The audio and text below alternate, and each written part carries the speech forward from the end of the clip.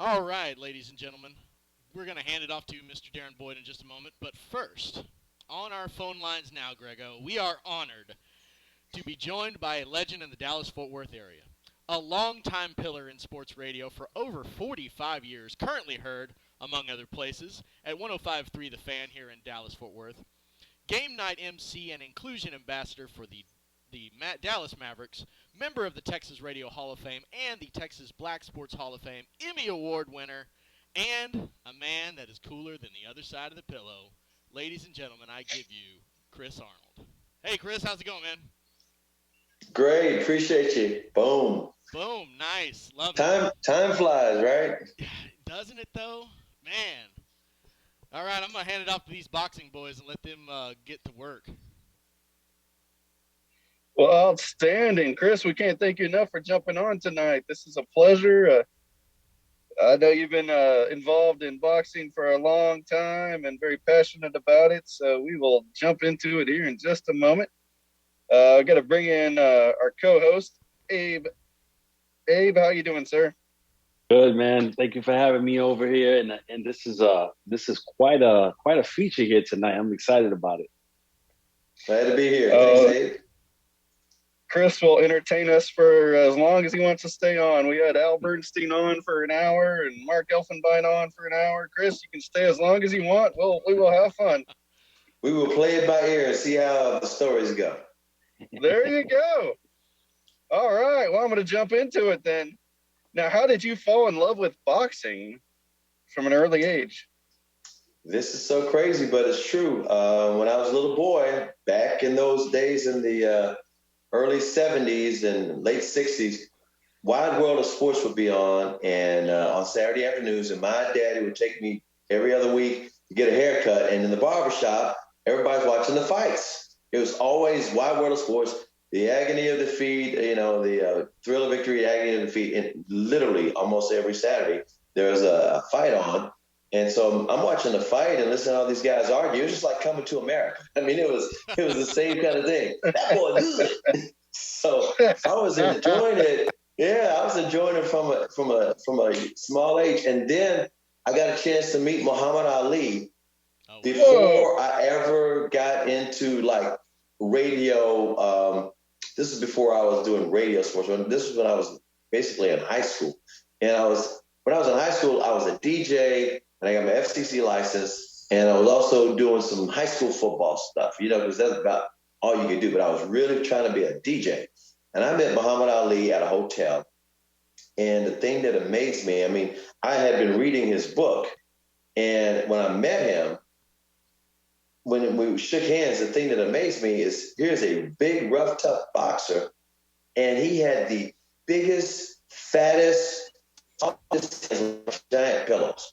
Like pillows. And I was like, how could this be? Because I was expecting rough hands, but now he's got to take care of those hands. That's how he makes a living. And years later, I interviewed him several times before he passed away, over the radio and in person. And one of the funniest stories I have about Ali is the last time I saw him in person. He come into Dallas for a charity event. And this was like in the mid-1990s. And he wasn't talking very much, but he was still out and about a little bit. But he was somehow or another, this is when I was working at ABC TV, Channel 8. And they asked me if I could go interview him. And they said there was this deal where he's going to be at this boxing event. And they said that they'd like you to interview him. So he was at this event at the home of somebody before this fight later on that night. It was like a meet and greet thing or fundraiser or something. It was this really big mansion in Preston Hollow. And so I was there with my camera guy, Arnold Payne, and we were there. And I was like, okay, so when do they want me to interview him? He's kind of like mixing and mingling with the crowd, and I don't want to interrupt anything. Well, at one point, they said, okay, we want you to interview him in the backyard here. I said, okay. So we go out in the backyard. And again, I don't know him. I just had met him earlier, and we have some mutual friends in the boxing business. And he also knew my guy, Tom Joyner. I worked with Tom Joyner for years at K104. And Tom actually worked for Muhammad Ali for 2 years in Chicago. So I was all prepared to talk to him about stuff. That's awesome. And I kid you not, we get there to do the interview, got the camera set up, and he's whispering in my ear, and he said, do we have to do the interview? And I said, no, champ, we don't have to do this interview. He said, oh, good, I'd rather not today. He said, I didn't take my medicine today. And I said, okay, that's no worries. And I said, oh, can I take a picture with you? He goes, oh, yeah, let's take a picture. So we're posing for this picture. Yeah. And he's got this twinkle in his eye, right? And so we're posing. He goes, can I ask you something? I said, sure. He said, you getting any? Yeah, he said it. He said the whole thing. Wow. I fell out laughing, looked at him. He had this tick between his like. And I'm like, he may not talk very much, but he's still sharp as a tack. And the rest of that evening, he was doing magic tricks and stuff. But I'll never forget that because that was the last thing I expected out of him. I'm like, this guy. Wow, that's amazing. What an amazing story. What kind of presence did, when you met him the first time when you were younger, what kind of presence did he have around him, command in a room?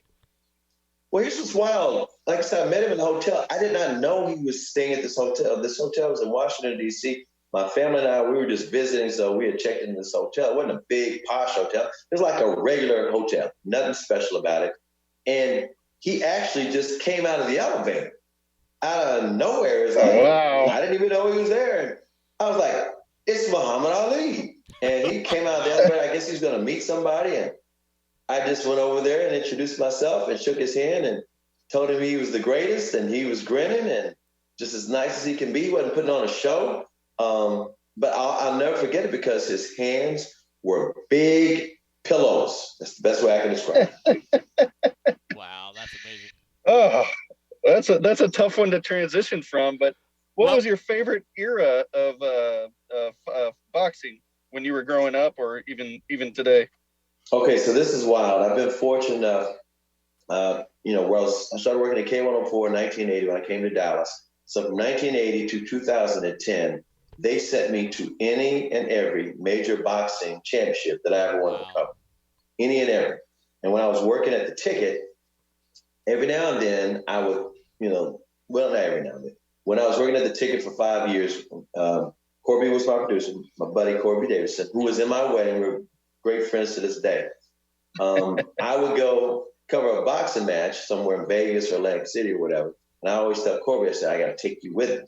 And so we went to cover a fight in Atlantic City over a weekend where the Cowboys were playing the Giants. We just made a big weekend, trip out of it and talking sports and all that. But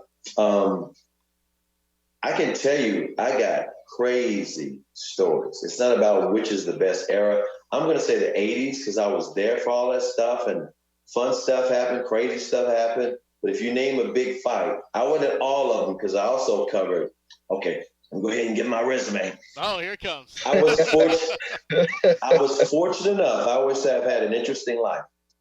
And thank goodness, all the people like listening to my radio shows, I wouldn't be able to sustain it. But literally, especially K104 and the owner, Hyman Childs, and the operations manager, Chuck Smith, late great Chuck Smith, they love sports and they allowed me to cover all these things. And they also said, okay, if you go cover it, we don't want, press conference interviews. We want one-on-ones. And if you're on TV and it's a group, get the mic flag in there. And it's like, you got to make it valuable. We want the one-on-one interviews. And so if I was going to cover something, they always, when I came back, they said, but can you do this? Can you top that? It was always like a challenge. Yeah, you did a great job with that one, but what about this?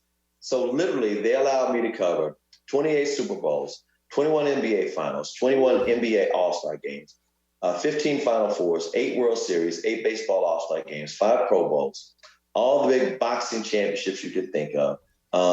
Cowboys rode in home games. I flew on the Cowboys charter. Mavericks rode in home games for 8 years. I flew on the charter. Cowboy games, I did that from 1984 to 2010. It's like 26 years of all the games all over the world. Just for Cowboy games alone, someone asked me, how many games have I covered in person? because I was talking about how nowadays a lot of talk show hosts or sports people on radio and TV, they don't like to cover anything on purpose. They just like to watch it on TV and then give their opinion about it. Yeah. And I always say you miss a lot when you don't go and see it with your own eyes. So someone asked, well, how many Cowboy games have you covered in person? So literally, I started covering the Cowboys in May of 1980. I have covered 648 Cowboy games. Wow. Home and road, 36 training camps, okay? I was covering the Cowboys 10 years of Tom Landry, okay? I've covered 5 American Bowls. Those were preseason games from around the world. So Tokyo, London, Mexico City, Toronto. I covered all those, as well as a couple of preseason games every year and all of these home and road games. So every big Cowboy game and Super Bowls and playoffs, the whole 9 yards. So every big Cowboy game you can think of over, since 1980, I was at. And I developed these relationships with all these sports figures because literally I had to at first. And then over time, give you an example. So I've been covering Dirk Nowitzki for all of his 21 years. Right. Well, no matter where I would go, I'm covering Dirk. Well, Dirk would introduce me to somebody, or even with Shaq. Shaq introduced me to Kobe. Michael Jordan introduced me to whoever. And the old heads in the locker room would say, oh, yeah, Chris is cool, which gave me caveat. And then, I would do the interviews and they knew what I did for a living. But then I'm also young and single. And so I would literally hang out because what else am I going to do, right? So I hang out with those guys and became really good friends with some of the biggest names in the world of sports, whether it's, coaches, players, general managers, scouts. I can go on and on and on. Security people, FBI people, former police officers, CIA, doctors, trainers. I got a Rolodex just as full of people over all of these years of relationships. So to take it straight back to boxing again, K104 allowed me to cover things outside of Dallas-Fort Worth because I wanted to cover the Sugar Ray Leonard Tommy Hearns fight at Caesar's Palace. Yes, this is in either 81 or 82. I can't remember. I want to say it was 81. But the bottom line was, I begged them, could I do it? And they said no. The night before the fight, now the fight's on a Saturday night. Excuse me, the Thursday before that Saturday night, the Thursday evening, they said, hey, Chris, we're going to send you anyway because Coca-Cola has agreed to sponsor you doing round-by-round updates. Now, mind you, there was no internet. It was just you had to have a phone and, you go out there and you do it. And I'm like, okay, I don't have any credentials. I have no hotel. I don't even know if I can get on a flight. Wow. And it's the Thursday before the biggest fight of that year. And they're like, you'll figure it out. Mind you, I haven't covered anything in the country. I just covered things in Dallas-Fort Worth, but I wanted to cover that fight. I literally worked the phones, begged the promoter, they said, we don't have any extra credentials. This is ringside and, all we got. And media from all over the world is covering this fight. It's Tommy Hearns, Sugar Ray Leonard. Yeah. They sent me anyway. I was able to find a flight on like Spirit Airlines or something like that. Flew in, found a dumpy motel behind the MGM Grand, took a cab over to Caesar's Palace that afternoon. And I'm not making this up. I'd go there in the afternoon knowing the fight, in Vegas time is going to start, 9 o'clock. But Central Time is like 10 or 11 at night. Yeah. You know how the fights go. The big card is later at night. So I go there that afternoon saying, maybe they can find me a seat, right? I go to the press area, and ironically, there were a few Dallas media types that were covering that fight. And they knew who I was because I covered some, Cowboy games or Ranger games or Maverick games or something. So, hey, Chris Arnold. And so I met the promoter, and he said, we don't have any extra credentials. And I said, and they said, they sent you all the way from Dallas anyway? And I was like, mind you, I'm only 21 years old. I'm fresh out of college. And I'm like, you barely can drink a beer. Yeah. And he says, stay in here. There's a press tent. Now, the fight itself was on the tennis courts at Caesar's Palace. And they put this big carnival tent over it. No, actually, it was open air. It was open air, but you had to go through this kind of tent area, and the media area was like a tent, and it was part of the tennis center, and they had a press conference area, and of course all the media tables. So I'm sitting there, and I'm waiting for this promoter. He said, "Let me see what I can do. I don't know. We'll see if maybe somebody won't show up." Right. So I'm like, "Oh boy, I got to do round by round updates," and I'm in the media tent. Oh. I can't even see the fight in this media tent. All right, I'm just in the tent. And I'm like, how am I going to cover this fight? And also, I've got to get one-on-one interviews when the fight's over. And I'm like, how am I going to do this? How am I going to do this? And it's sold out. Coca-Cola's already sponsored it. Right. So it's major pressure. Well, all the different reporters started going into the arena, to get their seats for the fight. Some of them were there for a couple other earlier fights, but they just started. And it was like the thing was about empty. Now, there was a security guard at the entrance. And he had been watching me for hours just sit there and mix and mingle. So he knew I was a legitimate media person. Right. He just knew I couldn't go back there. Well, the bosses at K104 gave me cash money, Holmes. And I literally said, hey, man, I'm legit. I'm waiting for the promoter to come back out to give me my credential for my seat, but I gave you $20. I explained the whole story, and he just kind of put his hand down low like that. And every time I came in there, because I had to use the phone in the tent, I had to go in. I couldn't just go in and stay because I had to do the updates. I literally spent like $200, go back and forth. And then when it was over with, I got my one-on-one with Sugar Ray Leonard and my one-on-one with Tommy Hearns at the press conference. And when I came back, I was a hero, and they let me cover anything I wanted to cover in the world of sports because they knew I would get the job done. One way or the other, I would get it done. Grease and palms, did you get to Chris cover Hagler Hearns? Yes. No, I did not. I did not cover Hagler Hearns, which is the greatest fight of all time in my mind. Rock'em Sock'em Robots. That to me, I did not get the chance to cover that. I forget what I was doing at the same time. Obviously, I was covering something else because I love boxing, so I would have been there. But I did do Hagler Leonard. This is what was crazy about that fight. And you guys may know some of this story, but you may not. I was there, so I can tell you. This was the fight where Sugar Ray Leonard came out of retirement. He retired because he had a detached retina.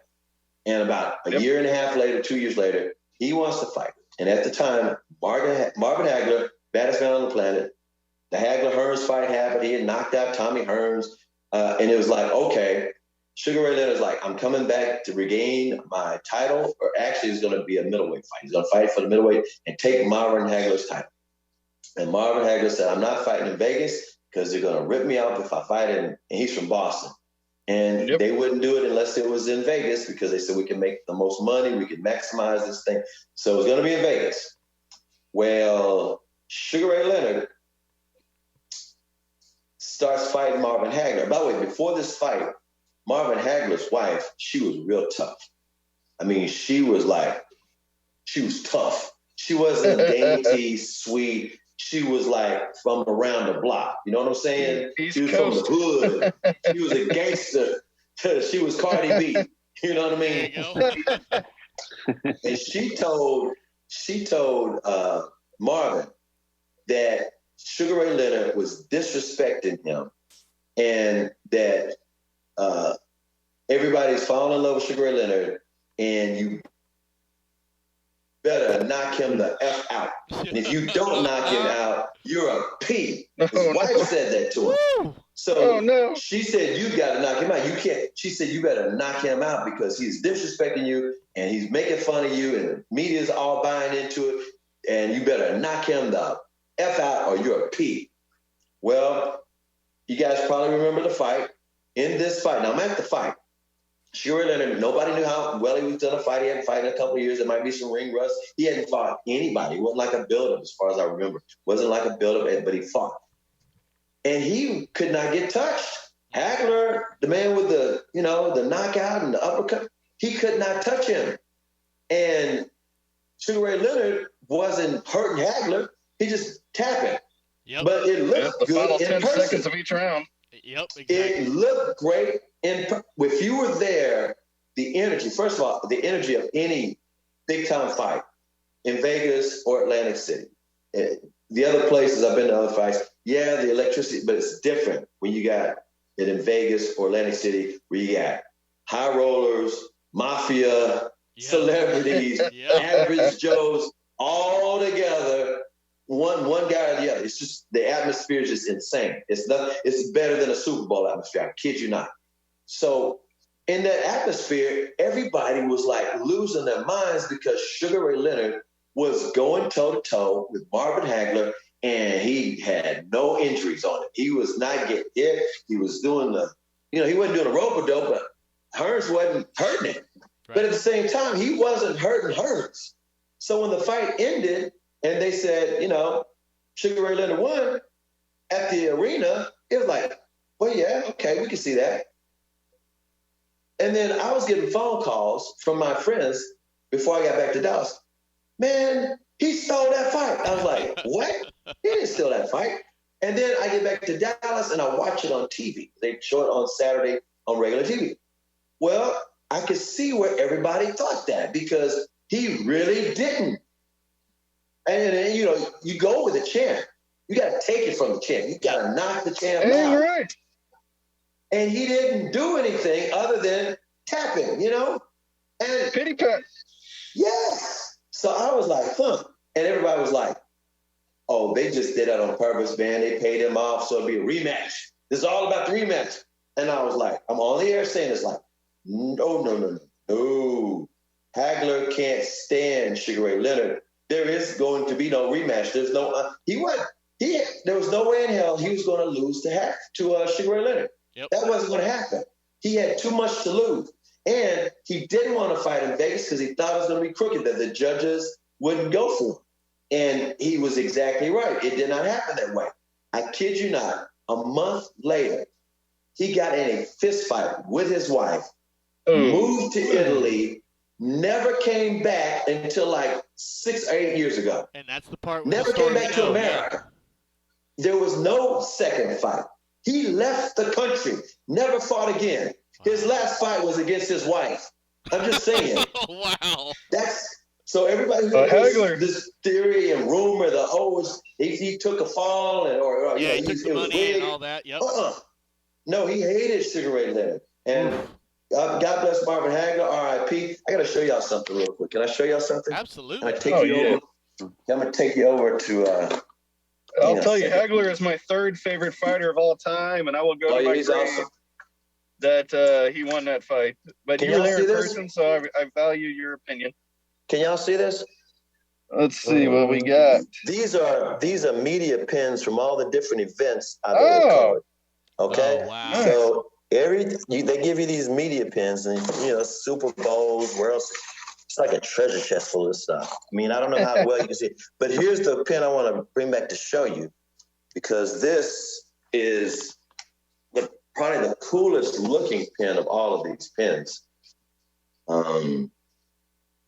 This is, I don't know if you can see this good. This is, wait a minute, let me do it this way.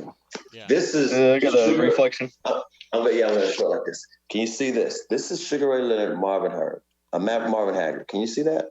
Oh, there it is. Oh, yeah. Oh, wow. Yeah. Face to face. That's a pin, and it's heavy. It's like, it's a heavy, and I know it's not real gold, but that's a damn heavy pin that'll fall off of your lapel. Oh, wow, man. That's amazing. That is amazing. That's awesome, man. Yeah, I got stories. Chris, do you have any good Mike Tyson stories for us? A million of them. Delve into some more. Okay. A million. Well, remember, it's a family show, so we got to be a little family appropriate. But you've been doing great, Gus. I'm proud of you. You're doing an awesome job. Thanks. I got. Oops. Oh, no, that's all right. I'm still here. Wait a minute. I'm still here. I hit a bad button. I'm still here. Can you hear me? Yeah, we got you. Yes, sir. Okay. So here's your Tyson story. I got a million of those. I actually covered his first fight before he became a pro. When he was at the Olympic trials in Fort Worth. That was the first fight for him that I ever covered. And it was, ironically, Howard Cosell's last fight he ever announced. That was it. He was through in boxing. He was tired of it all, and he did a few more Monday Night Footballs before he retired. So Tyson, I actually have a really good relationship with him. We know each other. Nice. I'm not going to say we're like best friends or anything, but he knows me and I know him. I actually got him into town, I want to say 4 or 5 years ago. I had him on my show. I had him at the Fan, did a one-on-one interview with sponsors and special boxing people in the CBS radio. It was, I forgot what we call this. It's a rotunda in our first floor. But it was a great interview. We went over his career and told these stories. That's amazing. But I was at both the Holyfield fights where he bit off Holyfield's ear, the second fight. Everybody thinks that was no, they fought twice. That was the second fight. First fight. Well, Holyfield was headbutting the hell out of him. He got exactly. So let me tell you this story. Holyfield's the most dirty fighter I've ever seen. So I got a great relationship with him too. I just saw him a year and a half ago. He came into town and came to a Mavericks game, and so I visited with him a little bit. And I've had him on the show a number of times. He sounded like Ali his last couple of years, where he can't talk real good. You think he's punch drunk, but he's not. He just can't talk good. Wow. But back to Tyson. And I have covered every one of his big fights except the Buster Douglas one in Japan. Because I was at the NBA All-Star Weekend in Miami, and when he got knocked out by Buster Douglas, of course, that shocked the world. I didn't go to that fight literally because it was in Japan, same time as All-Star Weekend, but at the same time, nobody thought it was going to be a real fight. You know, it was like Buster Douglas, who's he? Here's another Tomato King. So let's talk about 42-1 this. underdog. Yep, exactly. So Tyson gets out of prison. He's in the clutches of Don King at this point, and he's fighting all these tomato cans and knocking people out in the first round. When people started, they're always at the fight, but the fight would last like 90 seconds. And people were like, we're not getting our money bang for our buck. And so you got to give us a real fight, Don King. Give us a name. And Don King said, who can I get? Let's see. Holyfield's come out of retirement. Holyfield thought he had a heart murmur. Benny Hinn told him, you're healed. So he came out of retirement, and they said, we know he can beat Holyfield. We'll set that one up. So I'm covering that fight. And by the way, I talked to Holyfield. I got stories about that too, but I'm not going to go long on that. I got Holyfield stories about I hooked him up with a real manager. Really? I'm deviating.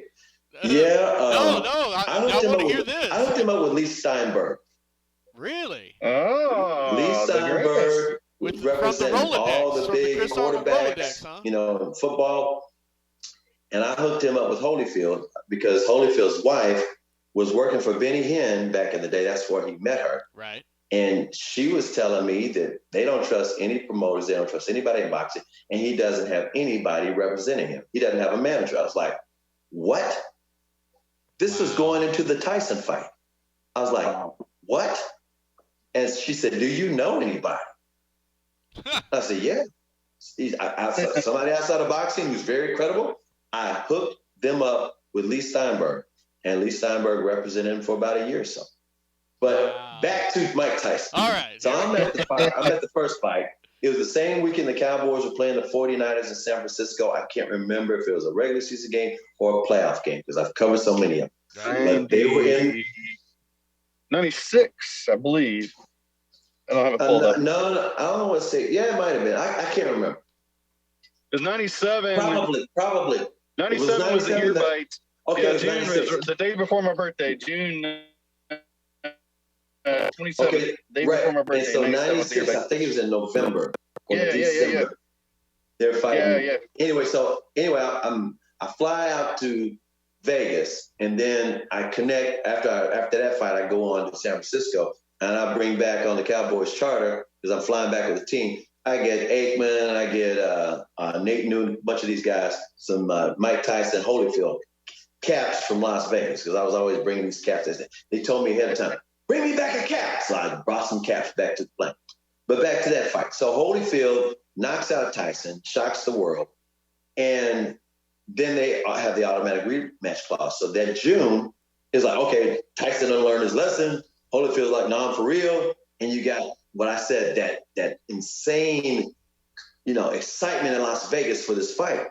So I'm at this fight, and I'm ringside. Holyfield headbutts him. Tyson getting mad. He headbutts him again, and this time Tyson bites off the tip of his ear.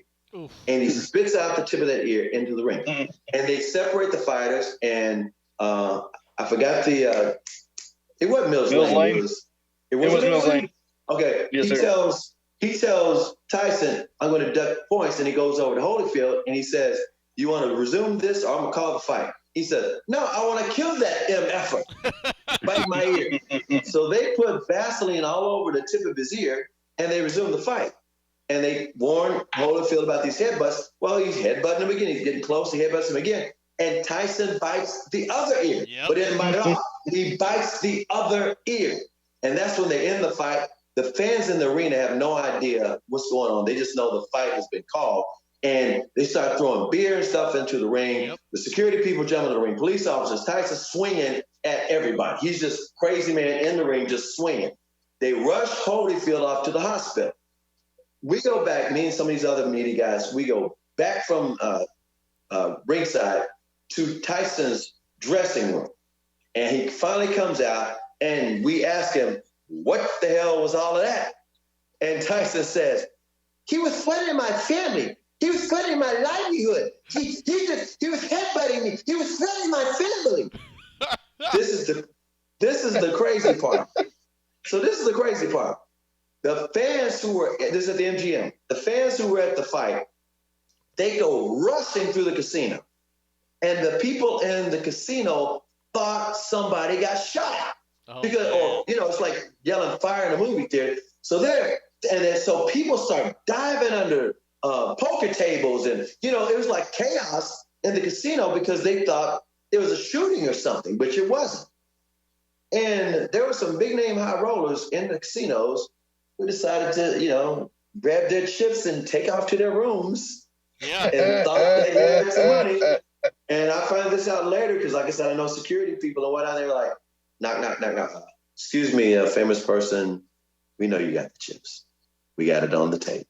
We got a camera and everywhere. Just kindly bring those back.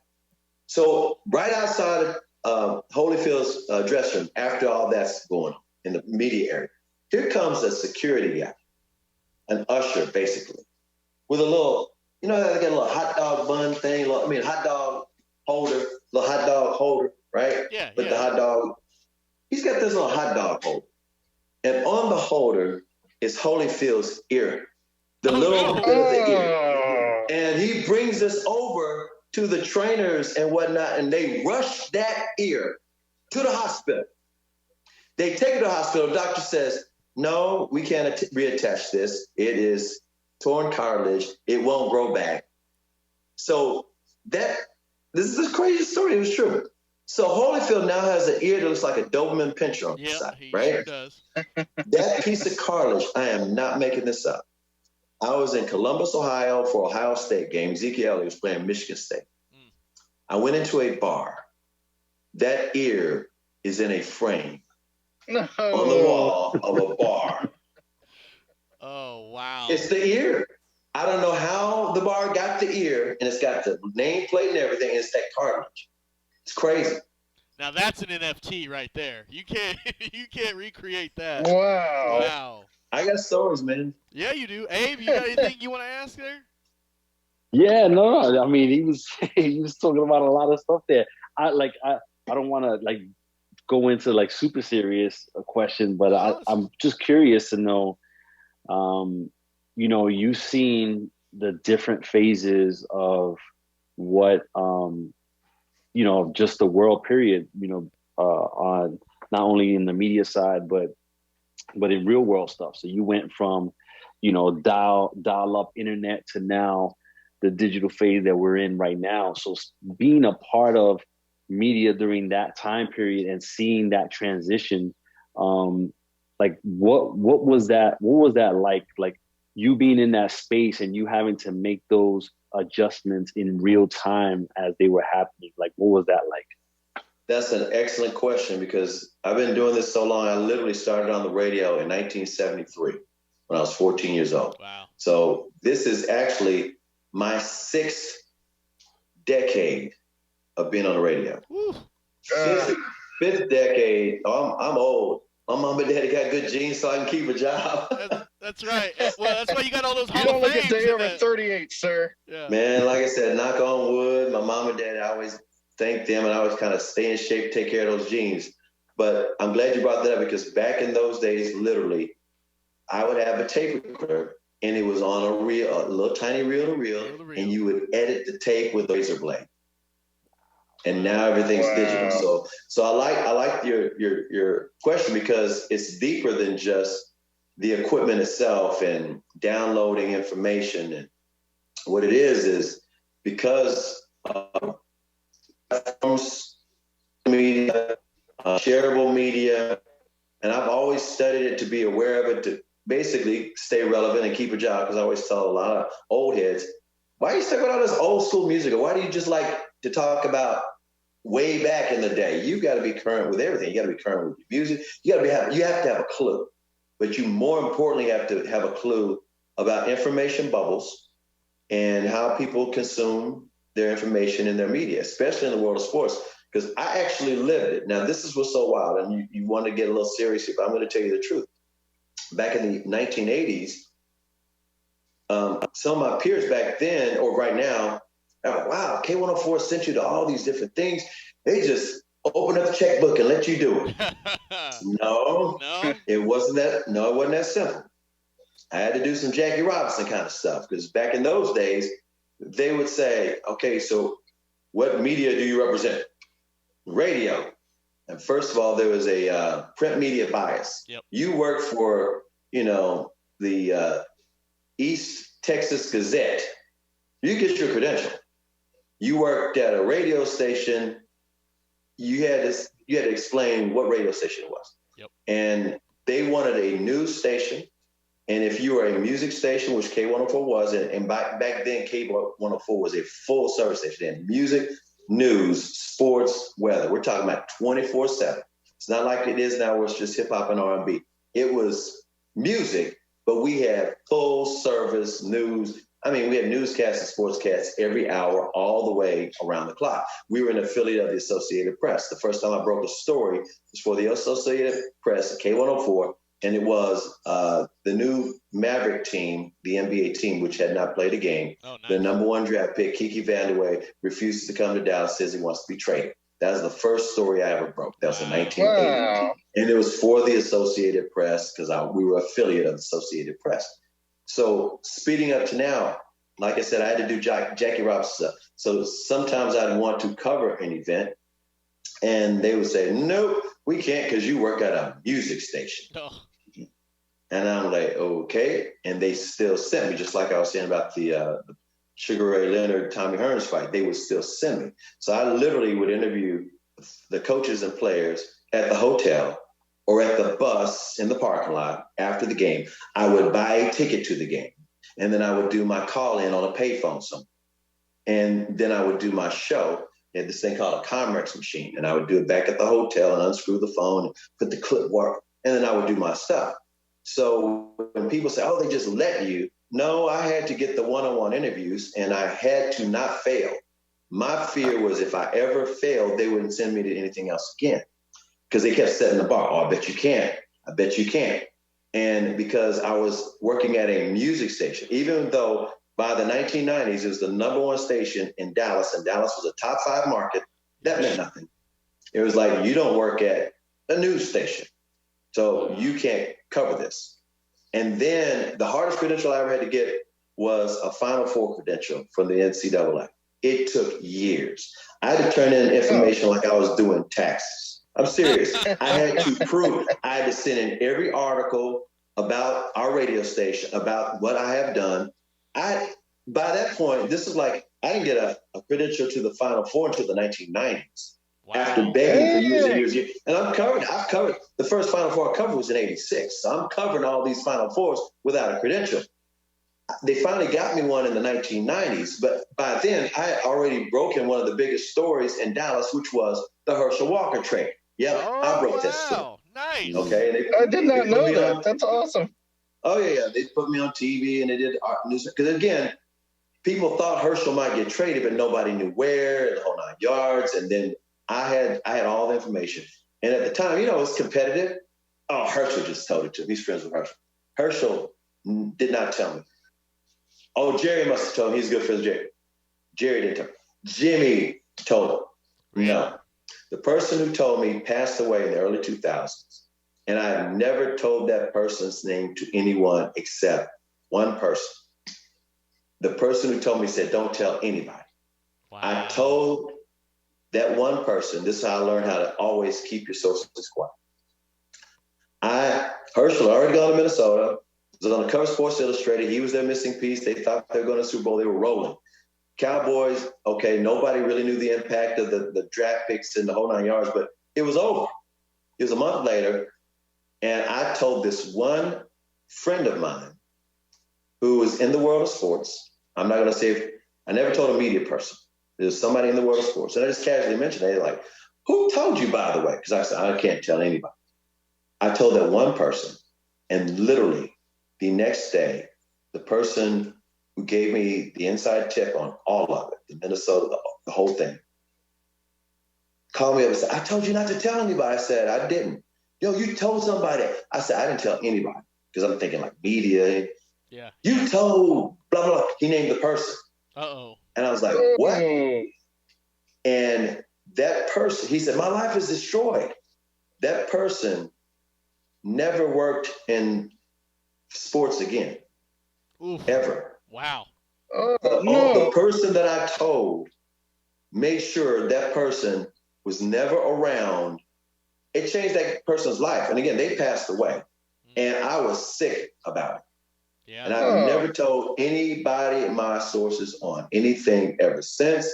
And I literally, even if somebody says, well, you don't know what you're talking about, and they don't believe me. And then, you know, days later, somebody else says they broke the story. And I'm like, I already said it. I know I'm not telling my sources. I just won't. Because I saw how someone's life could get ruined by somebody who wasn't even quote unquote in sports and wasn't in the media. So how the media has changed in these sports bubbles. I only bring up again in information bubbles. I bring up the me doing the Jackie Robinson leg work only because I'm at K104 for 20 years, 15 years before I'm on the ticket. I'm on the ticket from 95 to 1999, 5 years at the ticket. First show to be number one, and it stayed number one. Yeah. I quit at the time. I quit the ticket. I was working at Channel 8, K104, the ticket, and Fox Sports Southwest, all at the same time. All right, and I'm burning out. I'm burning out because I'm doing all these things and covering all over the world, sports, and so I'm burning out. And so I quit the ticket. First, I quit Channel 8, and then about a year later, I quit the ticket. I kid you not.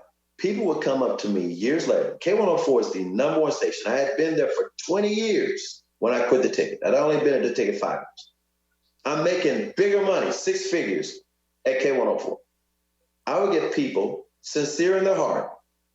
Hey, Chris Arnold. Hey, how you doing? Man, I loved your show on the ticket. Oh, thanks. So what are you doing nowadays? I'm like, well, I'm on Fox Sports Southwest with the Mavericks, and I'm on K104. I've been on K104 for 22 years. Oh, I never listened to K104. Now, mind you, K104's morning show was the number one show in Dallas for 8 straight years. It was Chappelle. It was Cosby Show back in the 70s. 100%. Dallas is not Detroit, New York, or Washington, D.C. It's not a majority black population. It is a city that if it's number one, and we're number one over Kid Craddock, R.I.P., and he's a good friend of mine before he passed away. I'm like, not even one time? No? And I would get this from lots of people. And that's when I realized there's information bubbles. There are people who have never heard me on K104 to this day. There were people who would never have seen me on Fox Sports Southwest. They didn't know I was doing Fox Sports. I went, oh, I just thought you were just a Mavericks MC. Or, oh, I didn't know you were doing it. I kid you not. So that's when I realized, before all of this social media, which has leveled the playing field, that's when I realized there's information bubbles. And people may choose their own information bubble because that's what they want to hear. And on your show right here, they just want to talk boxing. And that's their information bubble. Yeah. And yet at the same time, and you guys are great enough to get some big names who actually know the sport, cover the sport, know some of the people involved. So you got some credibility with that. But there are some people who have a podcast or write a blog, have zero credibility. Like I said, some talk show hosts, whatever, don't even go to a game. They have a credential, will not even go to a local game. No doubt. But they want to pontificate their opinions. But guess what? To some people who are listening or reading or whatever, watching, they're going to give it almost the same weight. And that's disinformation or misinformation. Yeah.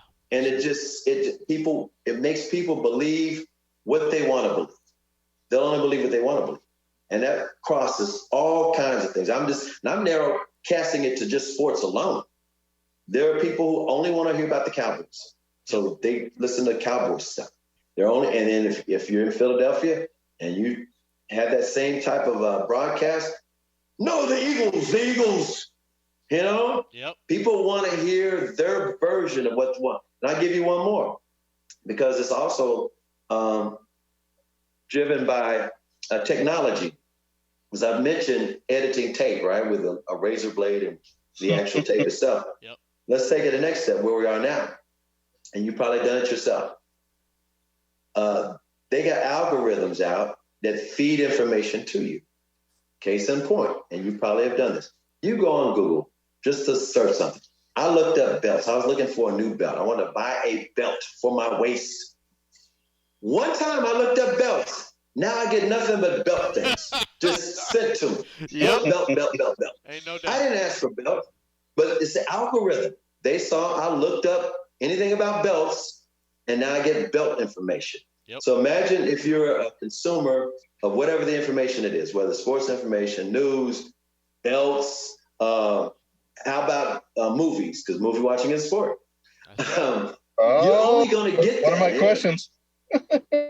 Yeah, so like I'm going long, but I'm just telling you, that's the biggest change on how people consume their information. It's leveled out with people who don't know what they're talking about or purposely have a take that's a lie just to get clicks. You know, their take might be, the Dallas Cowboys are the worst team in the NFL. Give me a call, 877, whatever, boom, boom, boom. Exactly. It's like, wait a minute, they got the best record. Or, this guy really doesn't know what he's doing. And we've got proof. We had it on the other side. Coming up next. I mean, that's what people do. Yeah, you're not right. And especially in the era of podcasting, I think, as you said, those bubbles get even smaller. They get even tighter. You have your people absolutely 100%. Well, I want to say there, Chris, you mentioned movie watching is a sport. What is your favorite all-time boxing movie? Oh, wow. Wow, there's a lot of them. Yeah. So that's almost like saying name my favorite movie, which is there's a lot of them. It depends on how I'm feeling. Oh, man, maybe I thought, you know what? This was so sad. I would actually prefer certain documentaries. Oh, really? All right. Boxing documentaries as opposed to just the boxing movie. Raging Bull was awesome, don't get me wrong. Right. Ali with Will Smith was awesome. That's where that's when our boy Jamie Foxx showed everybody he knew how to act. That's true. He went from there being not Angelo Dundee. He was Bundy. He played the towel guy. But bottom line is, there was a documentary about Ali's fight in Africa with George Foreman. And I love that documentary. So that's my favorite documentary. Well, that's my favorite boxing film. Yeah. Well, I've got to work in a question for one of our fans of the show, Mr. Greg Ellis at GRE29, who is the biggest Roy Jones fan on the planet. And I told him you had an amazing story about a certain club that used to be in Arcadia in downtown Dallas. Used to be called Liquid, one of my favorite clubs. But it's a family show, so we will not go into what all went down there. But they also go ahead and regale him with your story. Okay, so in the late 90s, all the way to maybe 2010. Everybody's having these big parties or big, you go to the best bar, the best club, and see if you can get in and all that. Well, I decided I'm going to still throw my own parties. So I started throwing my own parties because I didn't like the fact that, they would rope people off. It's like, okay, to me, if you're in the party, you're in the party. There's no VIP area. If you're in, you're in. And I like to mix all kinds of people together. You got celebrities, models, you got cool people, art people, regular Joes. I just thought I was going to have a Las Vegas boxing kind of atmosphere. In all seriousness, I like mixing all kind of people together for my own party. And I would always hire security that was either part-time police officers, off-duty police officers or security that worked American Airlines Center, Texas Stadium, AT&T Stadium, whatever. And that the athletes knew who they were and they knew who the celebrities were so they wouldn't give people a hard time, the wrong people a hard time. And you felt safe, right? Well, Michael Finley had been to a couple of my parties. A lot of these guys go to my parties because you go to my party, you either knew about them or you didn't. And they were always really, really good. So Michael I didn't know about him. I was uncool, I guess. Well, like I said, you had to know you didn't know because I wasn't like publicizing. And I would never, like back then you didn't have cell phones you had cell phones, but you didn't have the not flip phones. Those were, Jerry Jones still has them. You didn't have the phones where you had all the text. Back then you had a Motorola two-way pagers or whatever. You used to have all the instant texts. So you couldn't just send messages and social media like that. So I think all they had was MySpace back then. Oh, yeah. But literally I'd pass out these little business cards. My flyer to the cool people was like this big. It was like a business card. Right. And I'd make sure there's like 75% beautiful women at the party. And then everybody else, get in where you fit in. I always make sure it had to be more women and they had to be beautiful and they had to be all walks of life. Cheerleaders, models, girls that work at the jewelry store, at the mall, just beautiful girls. Chris is handing out cards, boy. Huh? I had, just every kind, anybody. So, but you had to be, of course, over 21. Of course. But Michael Finley said, can you do a party for me? And I said, sure. So I did this party for him on Lower Greenville at the Arcadia. And he said, I'm bringing in my buddy, Roy Jones Jr. Nice. And I said, that'll be great. So of course we had Dirk, Nash, all the Mavericks team. Cuban was there.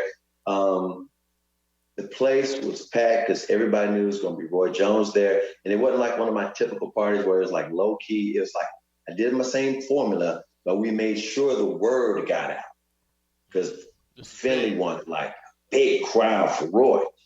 And this party was so big. Now, Lower Greenville to this day is still hard to get up and down. And sometimes traffic will back up. Traffic backed up in all directions. They had helicopters flying over. I don't know if it was police helicopters or the news helicopters. And Roy Jones was coming over in a limo. He couldn't get close. His limo couldn't get there for hours. Oh, no. I kind of remember the DJ we had. It wasn't Kid Cudi. It was somebody like that from New York that was like big time and put out albums and stuff later. But it was absolutely amazing. And Roy got there and Roy said, this was the greatest party he's ever been to. And it just all worked out perfect.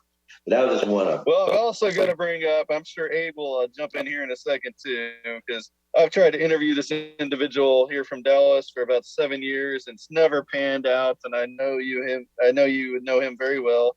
Some undefeated champ named Earl Spence. Going to get Earl Spence stories for us. DeSoto's on. Okay, so I know. I can never get him to get to an interview. He is too shy. He's quiet. He reminds me of back in the day, Fort Worth had a welterweight champion named Donald Curry. And Don Curry was also very quiet. Yeah, the Cobra. Don Curry is a good friend of mine back in those days. And I go to all of his fights and cover all of his fights and whatnot. But Earl, I don't know Earl that well because I'm a lot older than Earl now, right? And so I don't hang out like I used to. I got a wife and 3 kids, so I don't hang out like I used to, 10, 15 years ago. And at the same time, I've seen Earl and I've had him on the show and interviewed him. And he's done some stuff with us at the Fan. And he is a really nice guy. And in boxing, you know, Floyd Mayweather, Money Mayweather, it made it like you have to he wanted to create a character that people loved and people hated, but hated more. Right. So that people would pay money to watch somebody else attempt to knock him out. So Earl isn't that guy. He's not the flamboyant, you know, but he's a great guy. And he's repping Dallas-Fort Worth well, and he's from DeSoto. He's officially the boxer of the Cowboys. He and the Cowboys have a great relationship. Jerry Jones loves him. I can't give you any other behind-the-scenes stories other than I don't know how the hell he lived in that car crash. I don't know how he survived that. Oh my God. Talk about God was on his side. My goodness, that whole car just flipped over 10 times. I saw the video. Oh my God. I'm just like, Earl, you've given a second lease on life. Don't take it for granted. And he's not a bad guy. That's another thing. That's why there was nothing scandalous about the car flipping over because he's not a bad guy. If he was a bad guy, all kinds of crazy dirt would come out if there was some dirt to be had. Because, you know, people are salacious. There's nothing on him. He's a great guy. Yeah, I'm trying to get in the spring. I'm going to get Derek James on for the podcast. I just Derek was up in Canada about 2 weeks ago. I was just texting him a little while ago, working on some stuff. Well, apparently we just need to call Chris. Derek can do a few more things than Earl can because Derek has no problem talking. Yeah, Earl's he's a good talker, but he's shy, he's quiet. I mean, he's really just a low key guy. So of these the young boxers right now, and the kind of guys in the game, and we've got several guys that we kind of have crushes on this show between Xander Zayas and Edgar Berlanga, some of those guys. Who's the young guys you like watching these days? Oh, it's Earl. I'm trying to think because here's the sad part about it. I love boxing. And then MMA started jumping up. And, of course, WWE has never gone away. And I've always been disappointed that the promoters don't match the fighters up more. Yeah. It's like you've got to have a subplot. It's almost like it's kind of this is the formula to, believe it or not, the success of the NFL. They have a game on every week, and it's a male soap opera. Everybody knows the storylines for the different teams, and you follow them. And if boxing had the matchups more, yes, people could follow storylines better. And you'd have, and you know, unfortunately, those the Paul brothers, they manipulated that and monetized it, you know, with the crazy antics and creating a storyline. Like, hey, we've created storylines on YouTube forever, so let's just create a boxing storyline. They're doing it instead of the promoters doing it. They're doing it. So I hate. Did you see the news today? Abe's going to have to help me out here because Abe's my MMA guy. But Tyson Fury was calling out Meg. Abe, go ahead and take this question. By the way, I do like Fury. I was going to ask you something, though, Chris, along the lines of what you were just saying. So what you were saying along with Earl Spence, right? You know, everybody's talking about him versus Crawford being the biggest fight that could be made. Right. But you said something that I firmly believe, which is you got to have that story, which there is a story there. But along with the story, you got to have the personality, right? The personality has to match the story in order for it to be something that they can sell. Earl Spence doesn't have that personality as far as being that type of guy. He's not larger than life. Right. Exactly. And Terrence Crawford isn't that guy either. Nope. So I keep trying to explain to folks, and I want to get your take. I'm telling folks, if the money was there to make the fight, then they would have already made it. They haven't made that fight because they can't, because of their personalities, it won't drive the type of business that would be required to pay their salaries. What is your take on that? You're exactly right. And I think what they're looking at the people involved, not necessarily those two individuals, because they're like, they don't know the money. I mean, they're fighters. They might have a clue, but they don't know it like, they're not, that's not their business. Their business is to fight and to train. I think these promoters and people involved are looking at Floyd money. Yeah. And you're not going to get Floyd money because nobody's Floyd. Floyd used to be Pretty Boy Floyd, and he said, you know what?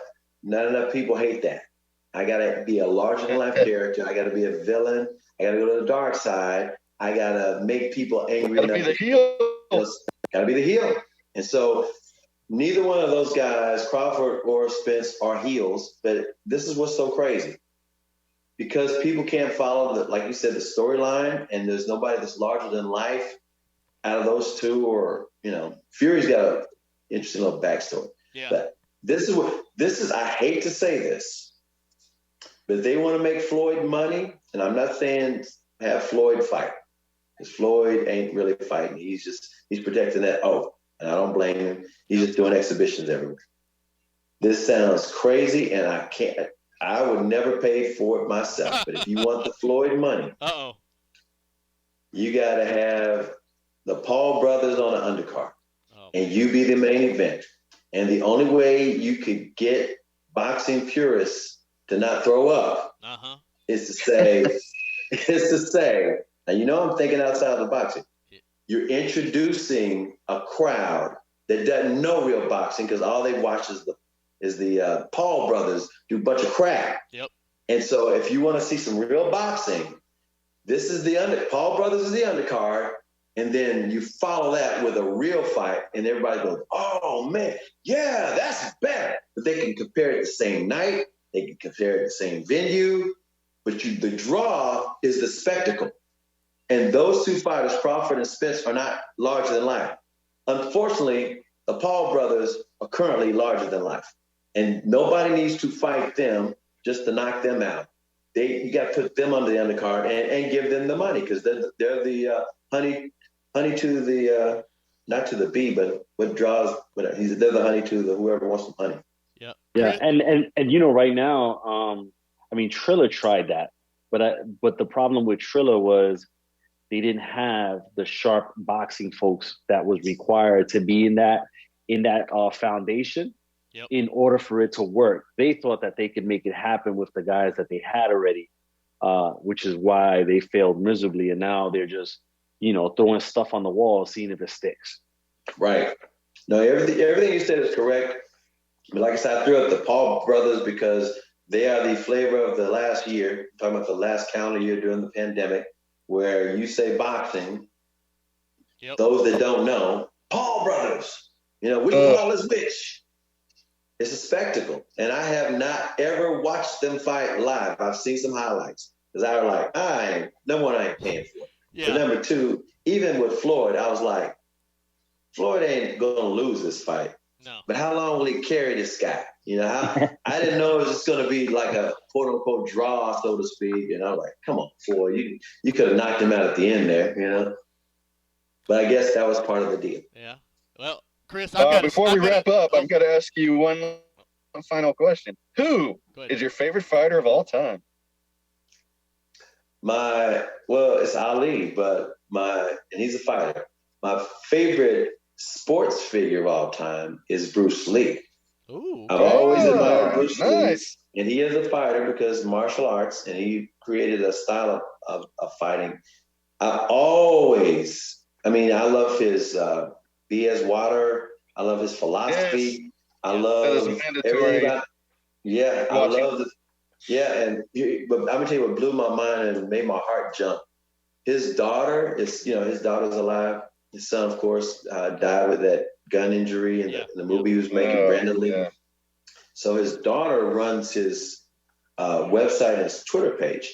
And just before that documentary came out, I was posting a picture of Bruce Lee on my Twitter page, and I was saying, I can't wait for this documentary. I love Bruce Lee. She retweeted it. Wow. And liked it. And then she did another one. And I sent her a DM, and she sent a DM back. And I'm like, it's Bruce Lee's daughter. I went fanboy on her. That's amazing. I blew my mind. I'm serious. I was having a heart attack watching the documentary because she had not just liked, she reposted my tweet on her Twitter page, on the Bruce Lee Twitter page.